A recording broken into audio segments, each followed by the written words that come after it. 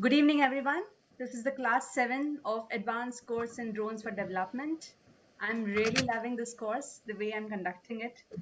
I'm coming up with interesting challenges to give all of you, and I'm loving the way you all are meeting those challenges and assignments. It's just making the whole thing really interesting. I am reading all the feedback that you are sharing with us, and they all are interesting. Thank you so much. They're so encouraging and full of love and life that this just helps us make it even better. It's getting slightly tough for me to keep up the expectations that you have, but again, that's a challenge for me. So thank you so much. Today in class 7, we are going to have some fun. We are going to study the anatomy of a drone. We have Amit Lal with us, who has been making drones since the age of 11, if I'm not wrong. And he's a child prodigy. He knows a lot about drones, much more than me, much more than anybody else, and he is one of my teachers, I would say. He's just 18 years old, but then he's great at whatever he does. He makes lots of drones. He makes drones even for racers, for the racer community of India. He makes drones for maybe even the large drones. He will tell you more about what he does. But today he's going to talk to us about the anatomy of drones, what drones are, how are they made, what are the different parts which go into it, and I'm really hoping this knowledge will be useful to you for the week 2 challenge. Week 1 challenge, I only got one entry. Week 2 challenge, I hope I get many more entries. It's going to be about designing a drone. So please be attentive to what Amit tells you. Over to you, Amit. So, hello everyone, this is Amit here. Put on your So, video, I Amit. have just a second. Yes, done it.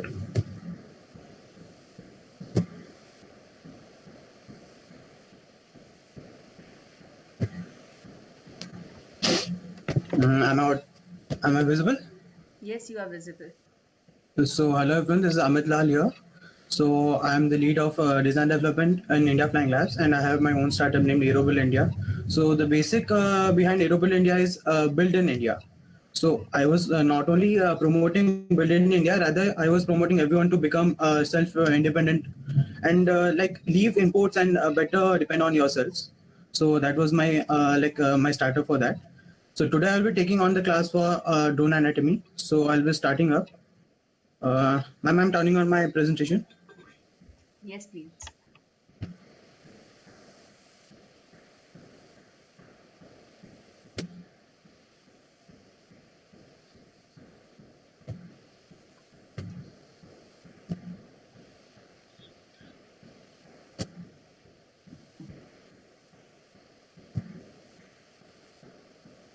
So is it visible to everyone? Yes, Amit. Okay. So talking about anatomy of drones, first we'll talk about what drones are and how basic drone looks like. So you had a previous session, the first one, but today again I'll need to show it to you. So these are the various kind of drones that you can mostly see. The first one is a camera based one. Second one is a firefighting drone. Third one is ambulance drone. Fourth one is a rover. So it is a terrestrial drone. Then we have a a bombing drone or an attack drone used by the military. Then there is a micro drone or a nano drone rather. Nano in terms of size also, not just below 250 grams. So it is a mosquito. Similarly, Dragonfly drone is also there. Then there is a marine drone, which is under the water and it operates under the water. Then there is something that is looking like a falcon, that is called a Falcon Robot by a French company. You must have seen a similar thing in the movie Uri. So that is called an ornithopter technically. So it is a replica of a bird and it is a drone. And this one is a drone that is used by US military. It is around $50 million or $50,000 drone.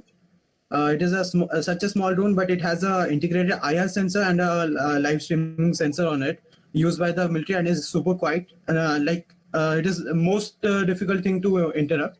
Then there is a basic Phantom that you most of us have been seen. So types of drone, there is a fixed drone, like fixed wing drone. It lands and takes off just like a aeroplane does. So it is pretty similar to that. Then there is a multi-rotor where you see multiple rotors. There is a hexacopter, there is a tricopter, there are quadcopters like the Phantom. So then talking about the third one, it is a hybrid drone.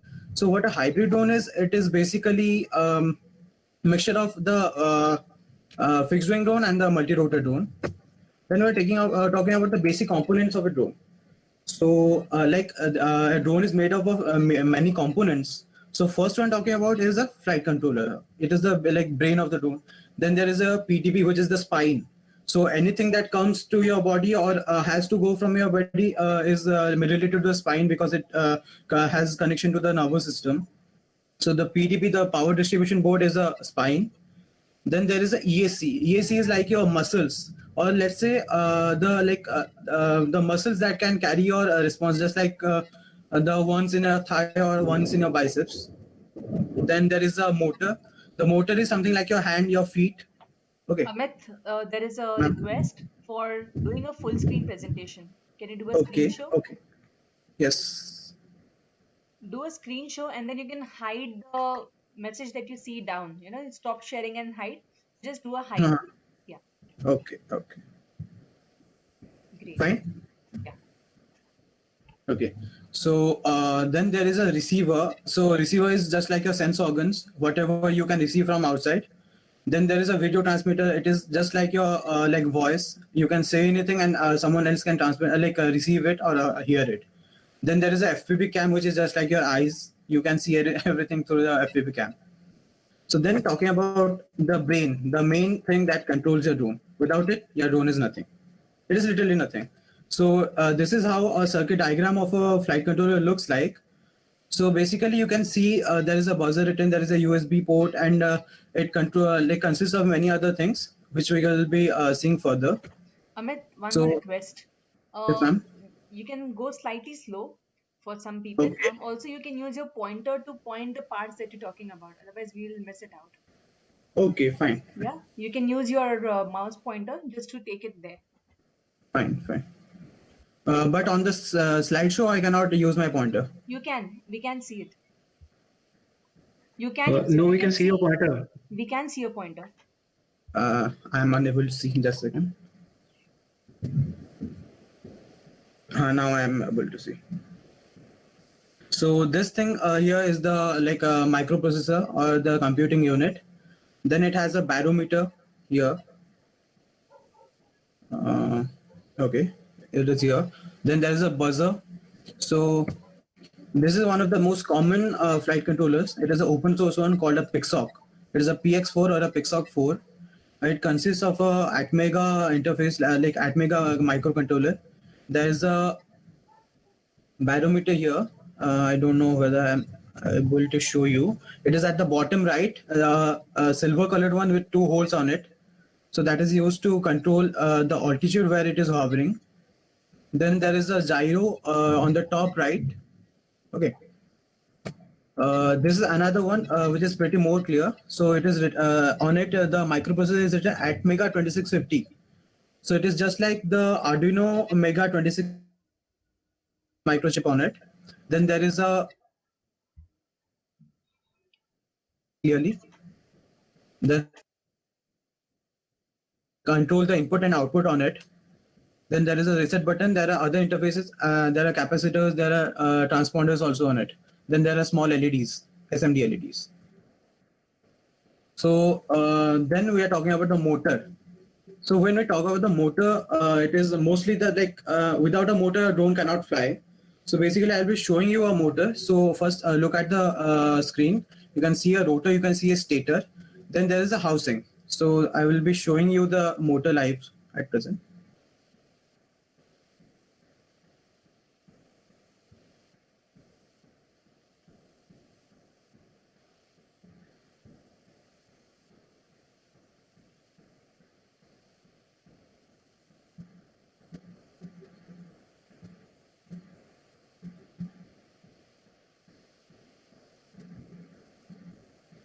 Are you getting the live feed? Okay, so I'll be showing you the motor.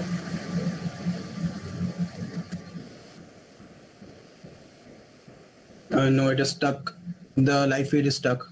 Just a second. Just give me 1 minute. I'm solving it.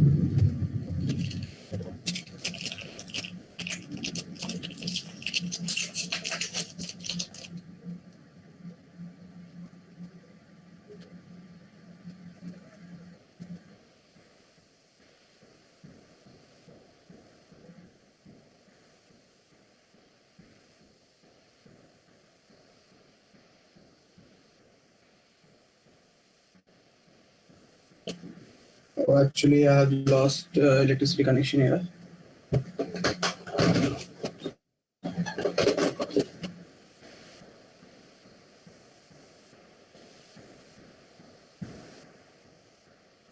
No, there is a atmosphere of storm at present, so I lost the connection.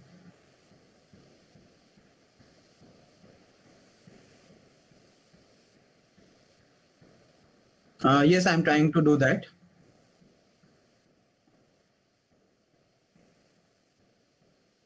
I'm doing that. Just a second.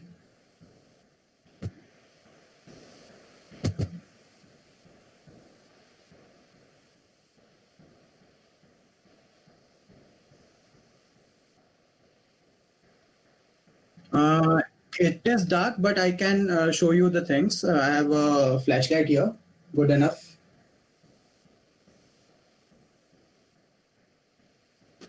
It is a Kalbaisaki rather than a cyclone.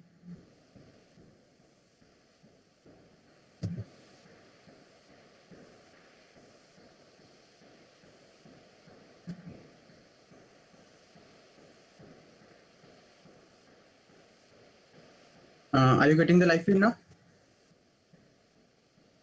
Okay.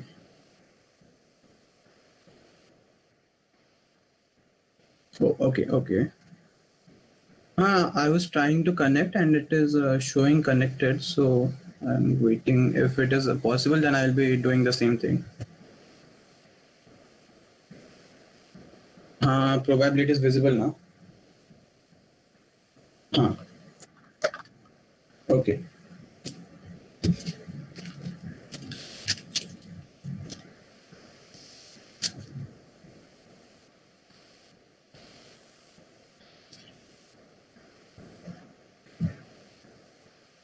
So probably now I'll be able to present something at least.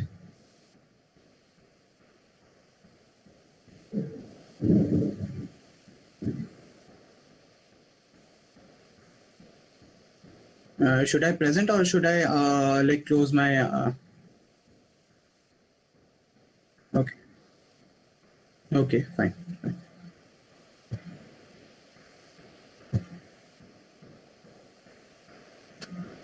Now the stream is web.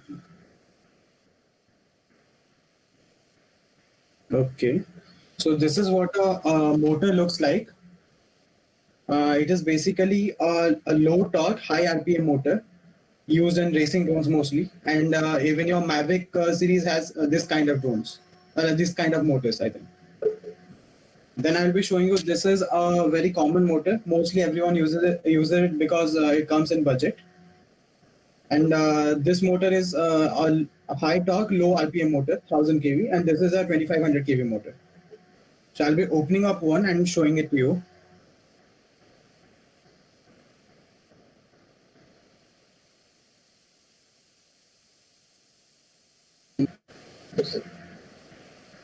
Just give me a.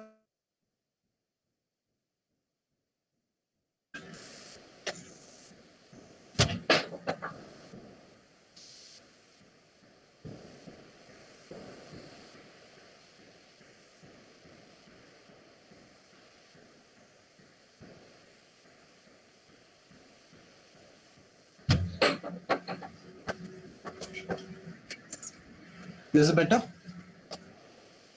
Okay.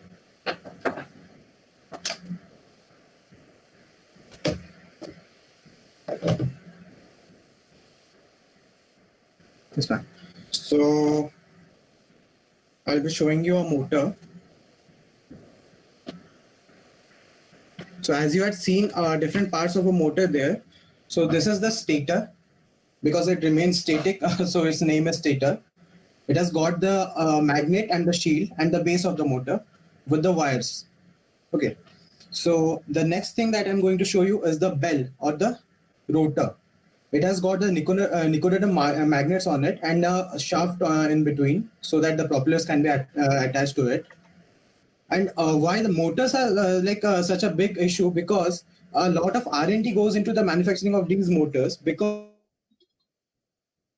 this is basically a three-phase induction motor that is an AC motor, but we call it a brushless DC motor. The reason is the power source that you are giving is DC, but in reality it is a AC motor, a three-phase induction AC motor. So there are three inputs you could see, 1, 2, 3. Okay.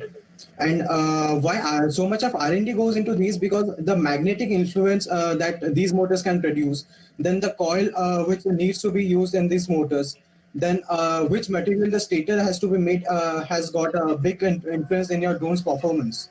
So that's why these have a big role there. The next thing I'll be showing you is the next part. It is called the ESC. So you can see ESC, it has got a capacitor, a linear BEC. BEC is a battery eliminator circuit. So what it does is it converts your battery's voltage, the DC voltage, into a AC voltage for your motor. So there is a PWM input, which means is power wave modulation input. So it is a kind of a protocol by which the input goes into the ESC. Then there are wires and there are EFT driving components. There are capacitors and voltage regulators. So this is how ESC looks like. It has also got 3 inputs because the motor has 3 inputs. Then here is the capacitor, if you can see it. Then the SMD is there. At the back there is a heat sink, so that so much of heat produced in the process can be emitted out. Amit, acronyms nahi beta. Which one? SMB. SMD. Try not to use acronyms. Okay.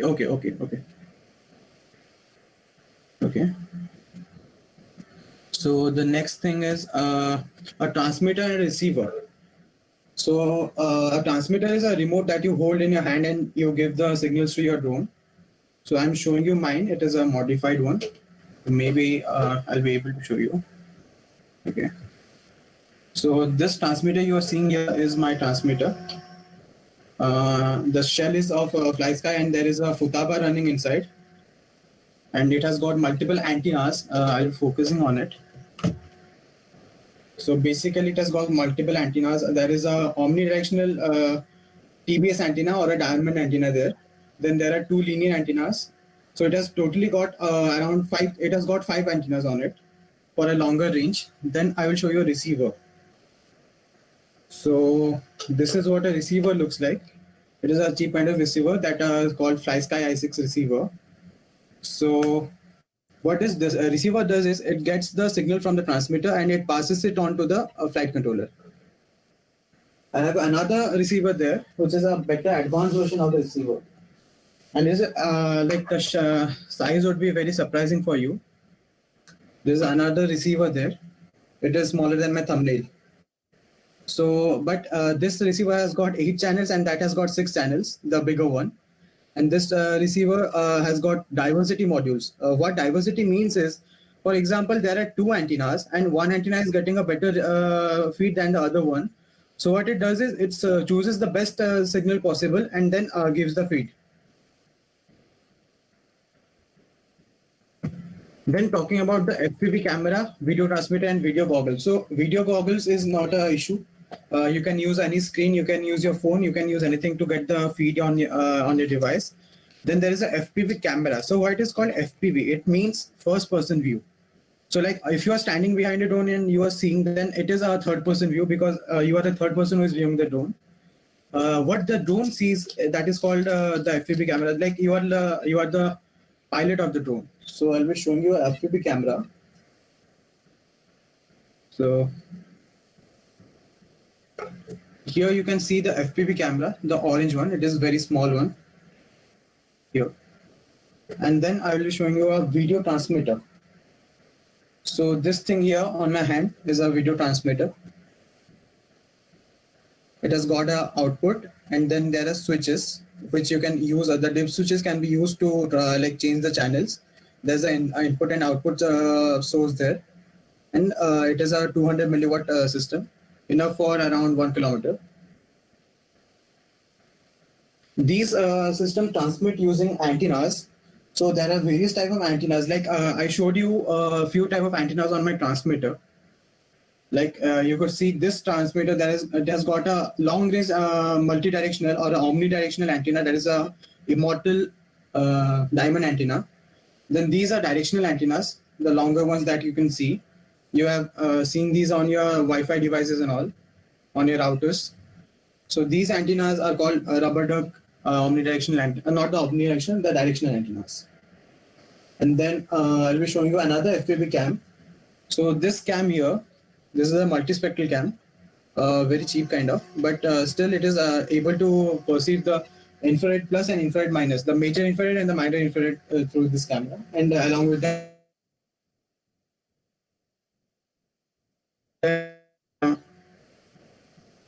the next would be, these are the various type of airframes. So what the airframe means, it is basically the deciding factor between what you are making. So the first one shows you like a delta wing setup, that is a fixed wing also. The second one is the second frame that you see is a quadcopter. The third one is a helicopter. Basically, it is very similar to the real helicopters that you see. The fourth one is just like a plane. So these are the forces behind flight. So there is lift, there is thrust, there is weight, there is drag. So thrust is produced by the motors. So drag is the thing that is working against the thrust produced by the motor, according to Newton's third law. And every law of Newton is being verified by all the forces there. So then there is lift. So there is another force working like against the lift known as the weight. So lift is produced by the aerofoil in the fixed wings, and in the multi-rotors like the DJI Phantom or others, the lift is produced directly by the motors. So we have come to the end of the session, like the video. So I'll be showing you a few more things. So these are the powering units of a drone. This one you see is a lithium ion, and this one you see is a lithium polymer battery. So what is the basic difference is one has got lithium ions working on it, and this has got a dope thing which is a polymer of lithium. So which one is better? So to be very frank, this battery, lithium ion, is a better battery than the lithium polymer. But still we use lithium polymer in most of the cases. The reason is lithium polymer can deliver a lot of amps, a lot of current. Because for example, your motor, one of the motors is drawing around 40 amperes. So 4 motors will draw around 160 amperes. These batteries cannot provide that much. So we have to choose a lithium polymer battery. But these, if your system is a very efficient system, like it is drawing 30-40 amps, so you will be using a lithium ion battery because, for example, you can see the size comparison. This one is a 2200 mAh battery, the lithium polymer one, and this one is a 6000 mAh battery. But it is comparatively very small regarding this one. So this is the basic difference. Then there are propellers in a drone that are being used. So these are the various kind of propellers. There is another one.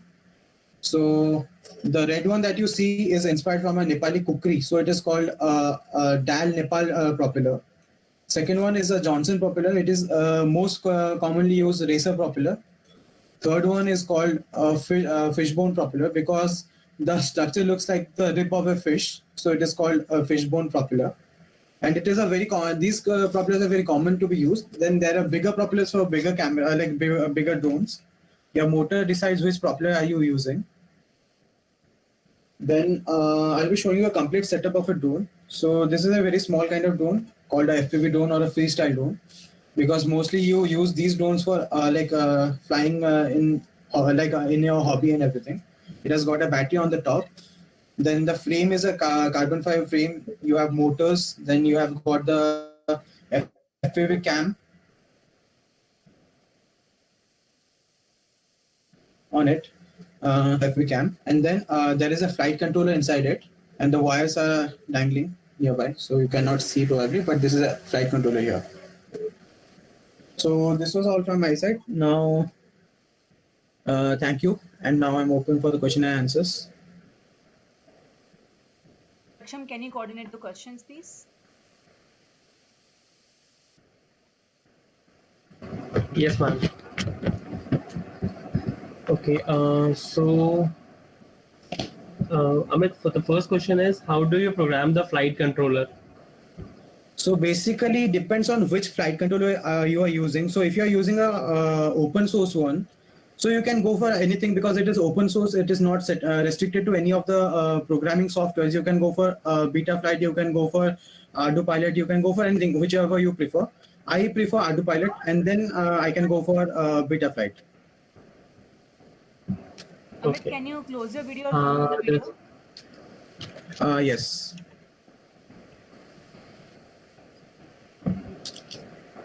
Okay, and then there's a question, why is it called brushless? It's called brushless because first of all, it has got no brushes on it.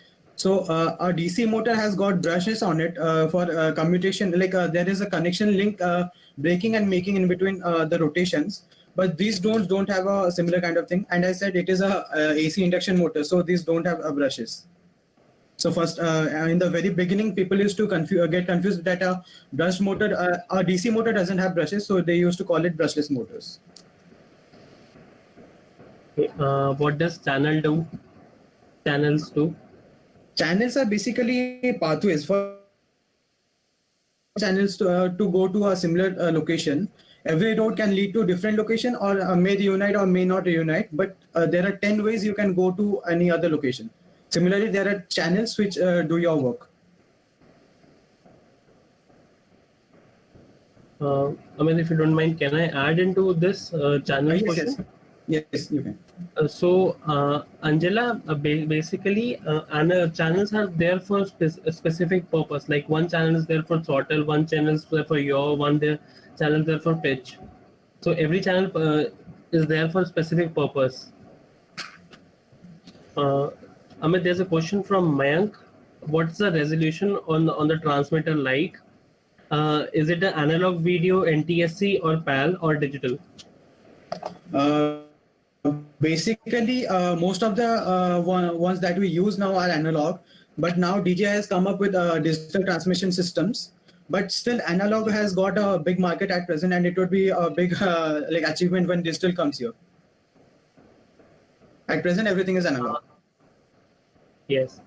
So there's a question from Rohit. Is the FPV camera different from the sensors that are installed for capturing data?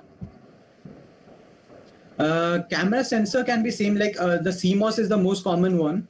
So it can be the same, but depends on the sensors, the clarity of sensors, the lenses that you use, the resolution, the angle of the lenses. There are many more parameters that decide which camera you are going to use. For example, if I am going to like map a area, I need a very wide angle lens. But for a like simple flying or for just having a view where my drone is a small or a like much lower angle of the drone, camera is enough.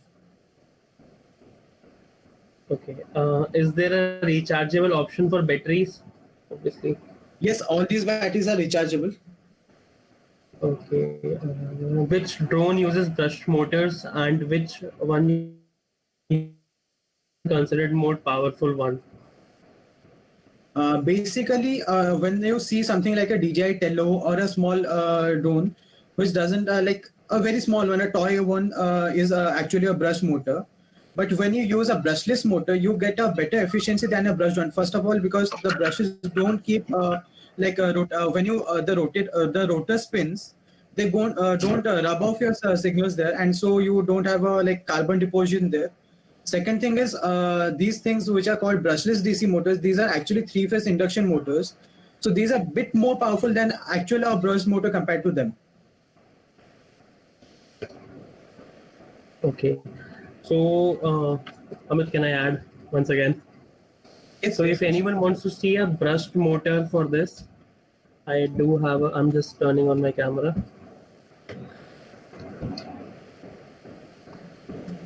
Can you guys see this?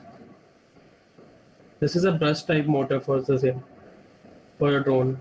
It was a toy drone that I dismantled like year ago. So Here it is. Okay. There's a question, Amit. There's a question from Sunny. Can we switch between the antennas? Basically, manual switching is not a very efficient solution. Earlier, when drones used to be new in the atmosphere, then switching of antennas used to be done manually, where one was working and you switch the other one. But at present, it is done by the diversity module. Diversity means you have two antennas. So basically, there are two type of diversities also. In one, you capture the best signal. In the second, you combine the two signals and get the best output. So yes, switching is possible, but it is not done manually. Okay. What determines the range of drone? Determines the range of drone. Basically, the environment, transmitter, receiver that you are using, the power output, the antennas that you use. So talking about that, like the power output is like how loud you can speak. You can speak very loudly. I can hear it far away. The antennas are like if I'm using a gramophone or a microphone to speak. So antennas do that work. They polarize the thing and send it to a longer distance. So the better the antenna, better the range you get. Next, what was the third one? Just a range of drone, nothing else. Okay. What third one? Okay. So there's a question from Amantha. Sorry, Anatha. I have a very basic question. I have a drone and burned up more than 19 ESCs.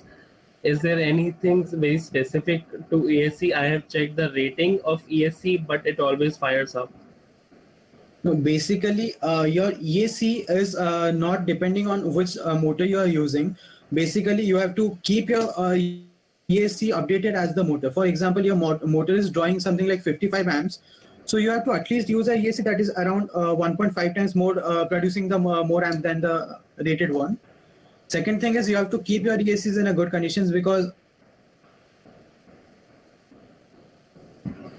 newer versions of the ESCs, the communication protocol is DShot. Earlier, we used to have PWM, PPM, and all. So PPM and PWM ESCs easily burn up because the processing is not very fast. The capacitors are weak. The SMDs are not very good. Then they are not rated. If they are rated for 30, they actually produce 25 or 28 something similar to that. How much is the difference both the batteries of the same storage? How much is the difference? Okay. So I was showing them two batteries. So the lithium ion and the lithium polymer. So both of the batteries have their own uses. When you use a lithium ion, you have to be restricted to amperes because you can draw from 4.2 volts to 2.2 volts in a lithium ion. But in a lithium polymer, you can go from 4.2 to 3.7. So the range in a lithium ion is much more than the lithium polymer. But at the same time, a lithium polymer can give 30-40 amps at a time or 100-200 amps at a time. But your lithium ion can give 30-40 amps at maximum, at a burst. Okay, how EV comes under drone category because it seems like a flight operation? Which one? How EV, the organization, EV comes under drone category because it seems like a flight operation. No, EV is actually a kind of fixed wing drone or delta wing. Why it is called a delta wing? Because it forms a triangle. So basically, it is a kind of delta wing fixed wing. So you can refer to that as a fixed wing. It is not a specific operation.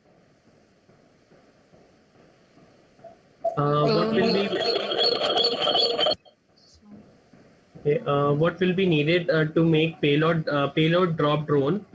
What changes? Motor or propellers or wings? Basically, to make a payload dropping drone, you have to first recognize how much total takeoff weight you are going to use.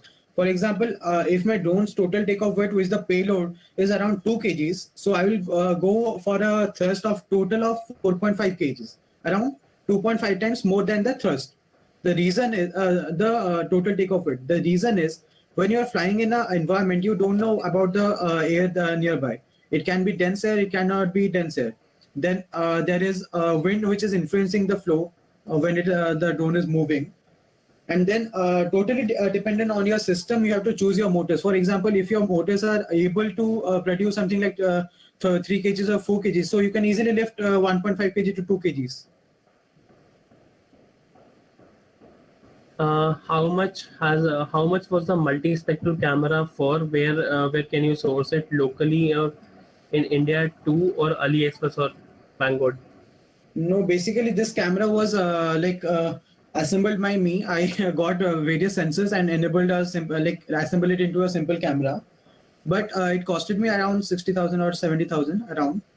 But a company made one will at least cost you around 1.5 lakh for the basic ones. Okay. Which are the different material which are used in a body or a frame of a drone? Okay, so talking about the body, if you are making it out of scratch, you can use anything: thermocol, balsa, aluminium, carbon fiber. You can use pepper mesh, the stronger ones. You can 3D print a frame with TPU with anything. You can use carbon fiber frames. You can use ABS. But if you are using buying a frame, then mostly you get the racing frames in carbon fiber.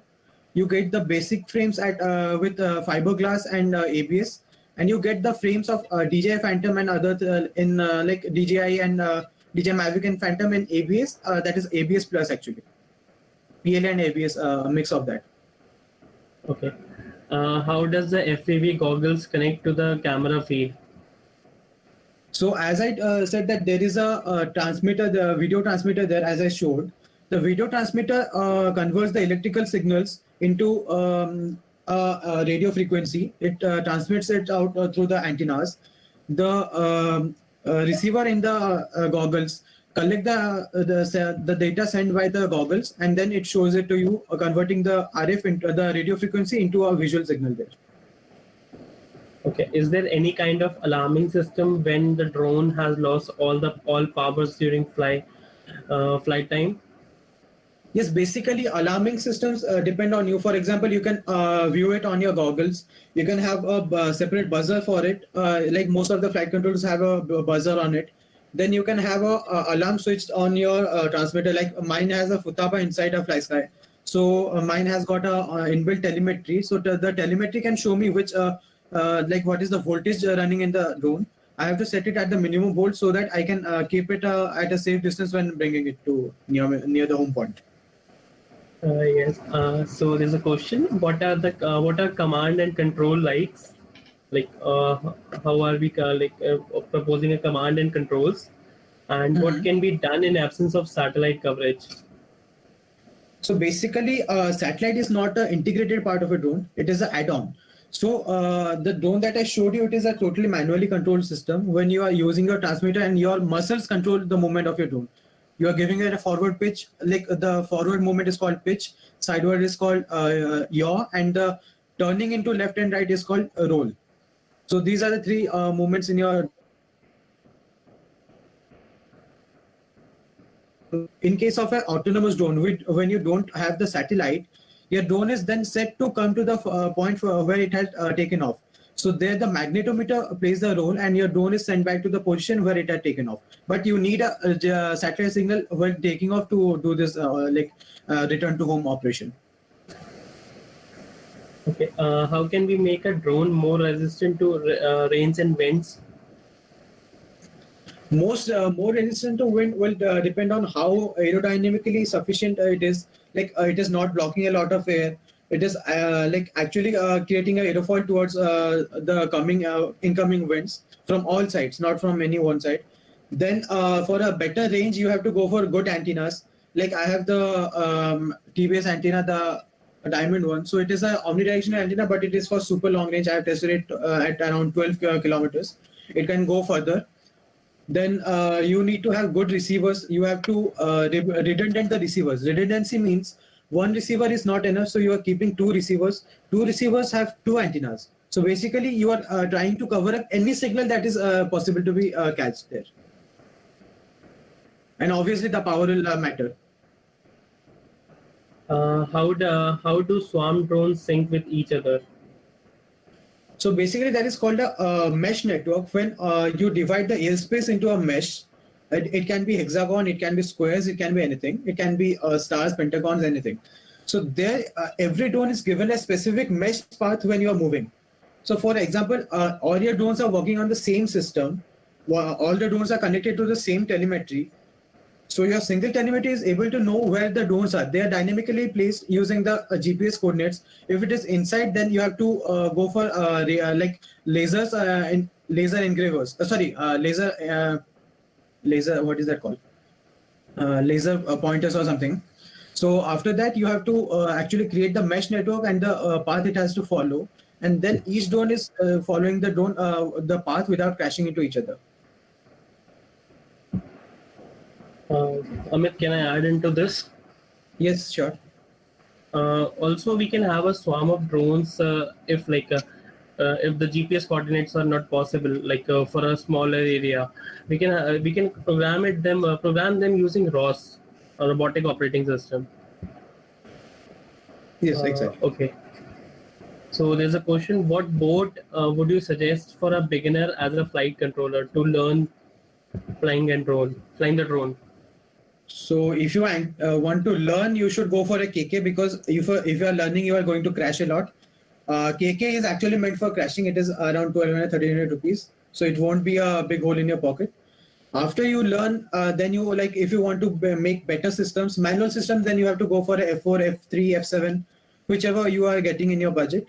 And if you want to make it autonomous, then I will suggest you to go for a Ardu pilot system, like a APM for minimum. Otherwise, you can go for a Pixoc 2.4.8. Then next one would be Pixoc 4. Next one would be Pixoc Cube, and similar it will go on. A Kakute is a good board also, but still depends on your budget. Okay. Okay. What is the difference between a recreational drone, a mapping drone, and a survey drone? The recreational drone actually has to get a very good camera, because when it is doing recreation, it has to actually go through every unique detail.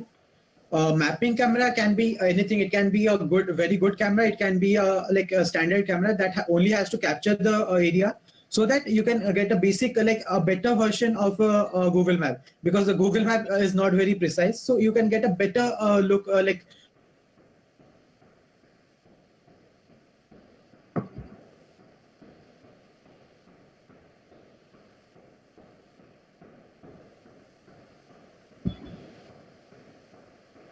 first one was recreation, second one was mapping, and third one was survey drones. Survey drones. Okay. The survey drones need to be very specific, because they have to be jammer proof. Because if a person who is jamming your survey drone can get your data access there, so it has to be jammer proof. It should have a very good battery life. It should be a very efficient system. Then it should be almost crash proof. It should not damage anyone else also. Then cameras need to be enabled with gimbals. What gimbals do is they stabilize your feet, so that you can get a better view when you are doing the survey, and you can actually track a person or a movement anywhere you want. Okay.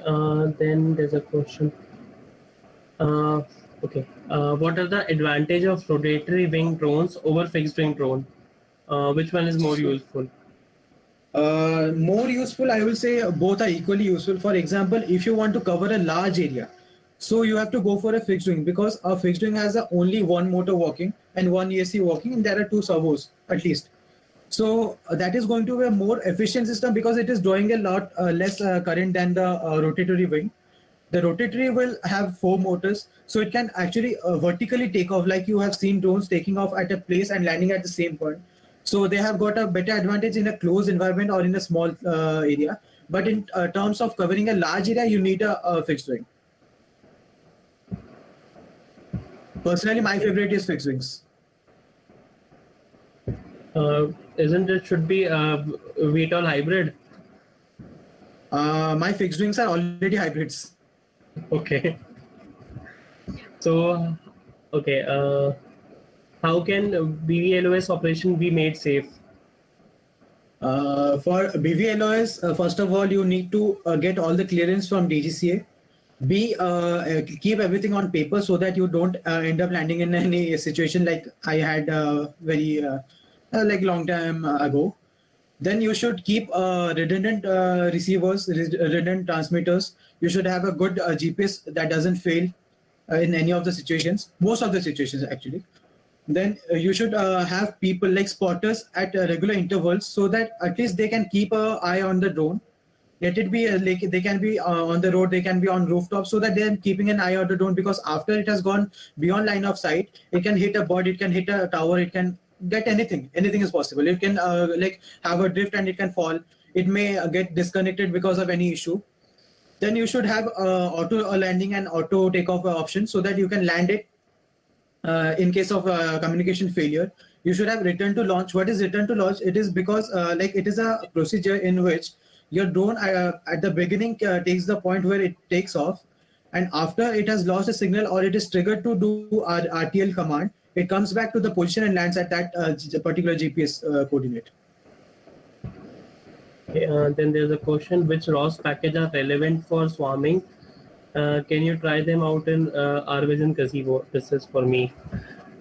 Okay, so Mayank, we have Lychee would help with Tello. Lychee would help with Tello. Amit, what are you answering for? For the swarming of things, there is a software named Lychee which could be integrated with your Tello drones, and you can try it out. For the ROS, you can answer the thing. Okay.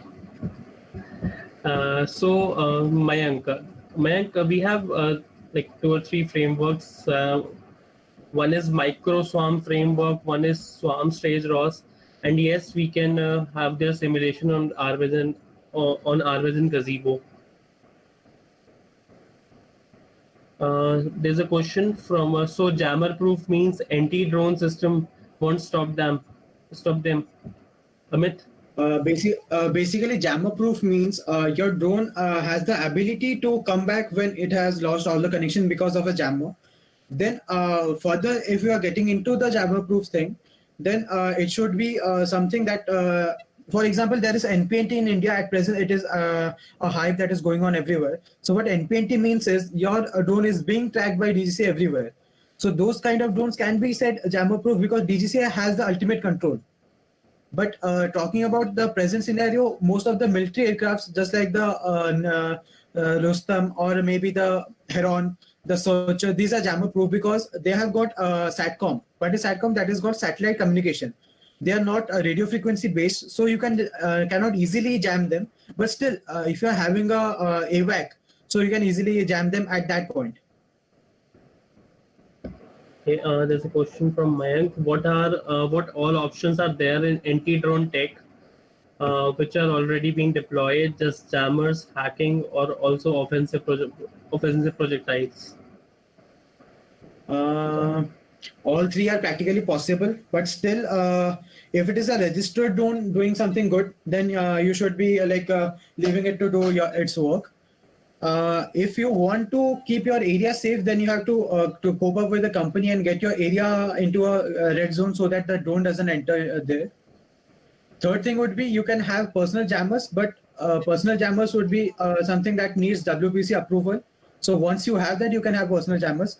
One more big thing is if your house has got a rooftop communication, like rooftop tower from any of the telecom companies, so that area is also almost working like a jammer. Most of the drones lose signal there if they are nearby. Okay, we are done with questions, Amit. Thank you. Kshitish Gupta, did you want to speak something? Yes, ma'am. Please go ahead. Yes, ma'am.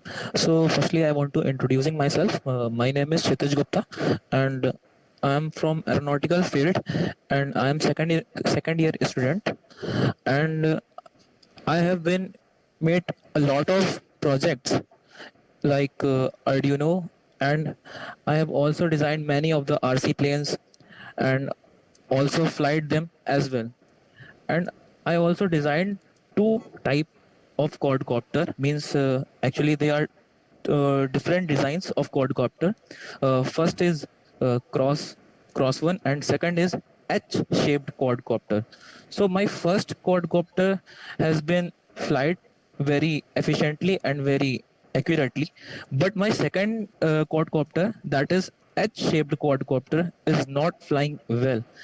And in first quadcopter, I used the flight controller board, that is KK 2.1.5, and the in second one I also used, but it is not working in H-shaped quadcopter. Why?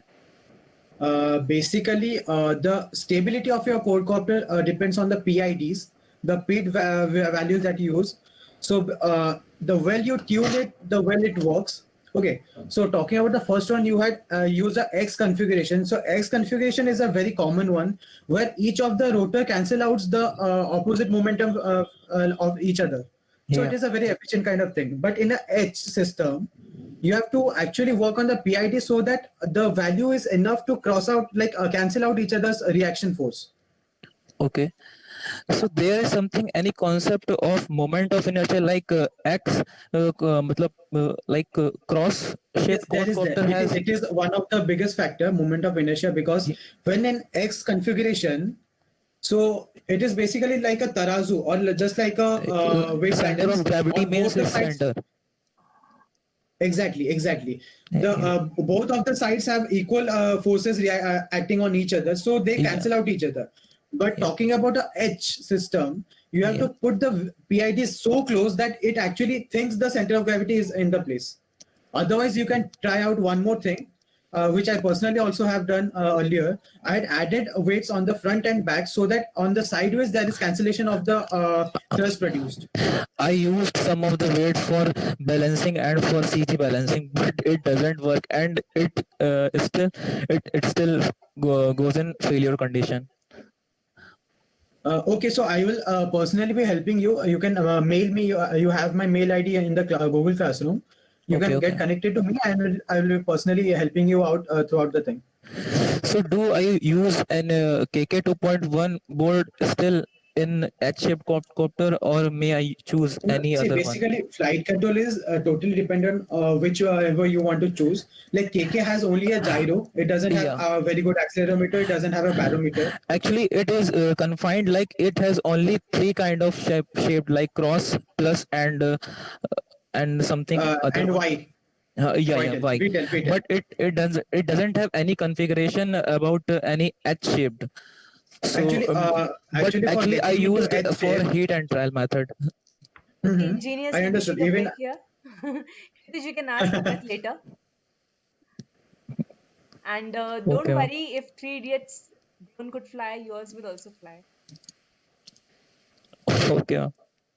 All right. Any other questions? Anybody else or anybody wants to say something? There are two more questions, Aksham. is there a map showing flying drones with no zones like Google Map? Yes, there is an app named Air Maps that is used generally, and most of the drone free what is called open source systems don't have these maps, but your DJI, your Parrot will have these type of maps which show the no-fly zones. Then Mayak has asked, how strictly are the new DCA regulations being implemented right now? Is everybody? See, it totally depends on you how much you want to be abided to the rules. Personally, talking about myself, I actually want to get abided so that the situations don't get worsened. Till now, we had freedom to fly, and we had to only take police permission. We didn't do that, so now stricter actions are coming. If we don't do this, more stricter actions will come. So totally dependent on you or anyone else who wants to do whichever. I try to comply to DGCA as much as possible. I take permission from ATC, from the local police, and even a few of the drones are NPNT compliant.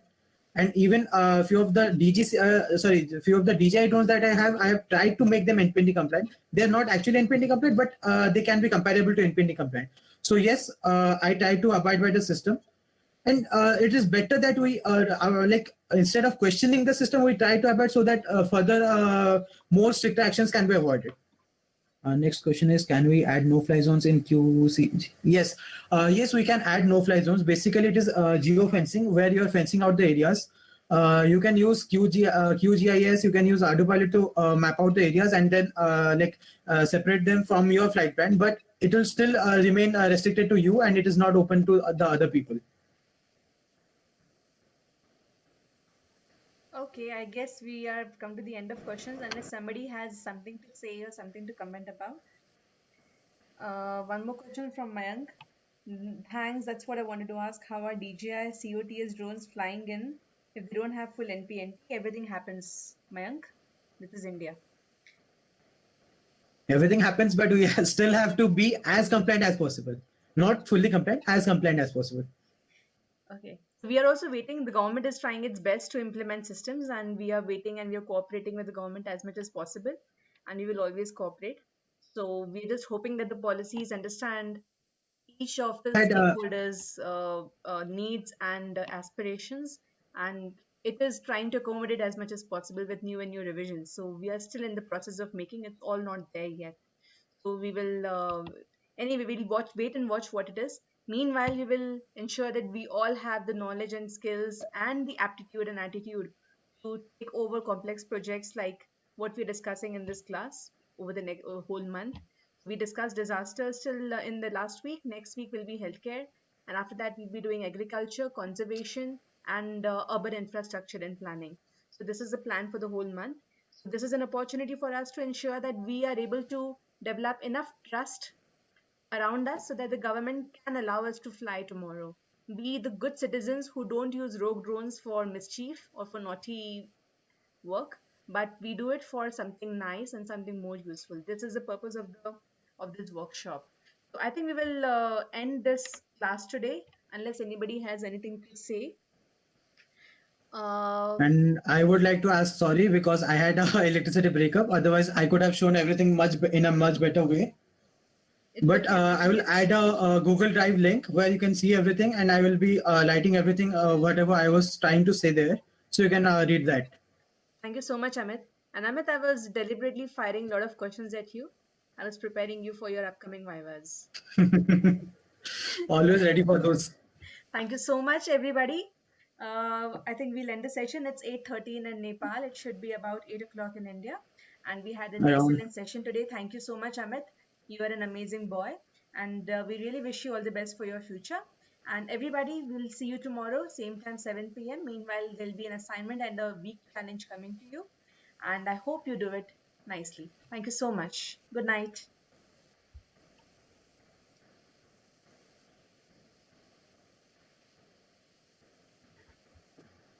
Ma'am, as soon as you ended the session, I have my electricity back. Very nice. They are waiting for me. Happens, Amit. This also happens. Murphy's Law. Murphy's Law. Anything which has to go wrong will go wrong. Will go wrong, and in the most inappropriate time. Yeah. The whole day I was having electricity. Excuse me, Amit sir. Yes. Sorry to interrupt you. No issues. Can you provide some anything